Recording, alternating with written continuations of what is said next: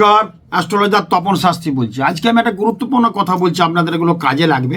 2025টা মঙ্গলের বছর, অশান্তির বছর, ডিস্টার্ব আছে, ভালো মন্দ মিলিয়ে আছে। আমাদের জ্যোতিষের কেন্দ্রস্থান, এই কেন্দ্রস্থানকে আমরা কি বলি? লগ্নকে বলি, চতুর্থকে বলি, সপ্তমকে বলি, দশম বলি। লগ্ন, চতুর্থ, সপ্তম এবং দশম।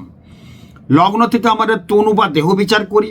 চতুর্থ ঘরকে আমরা বলি সুখস্থান, পিতামাতার স্থান। সপ্তম ঘরকে বলি বিবাহ স্থান, পিতৃস্থান, উচ্চশিক্ষা স্থান।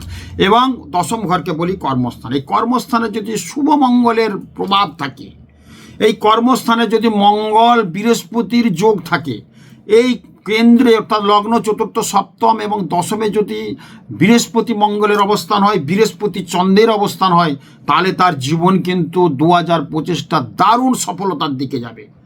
সামান্য ছোট ছোট বললাম আপনারা, পরে আমি তো রাশি লগ্ন নিয়ে বলছি। খুব ভালো থাকুন, খুব ভালো হোক 2025। নমস্কার।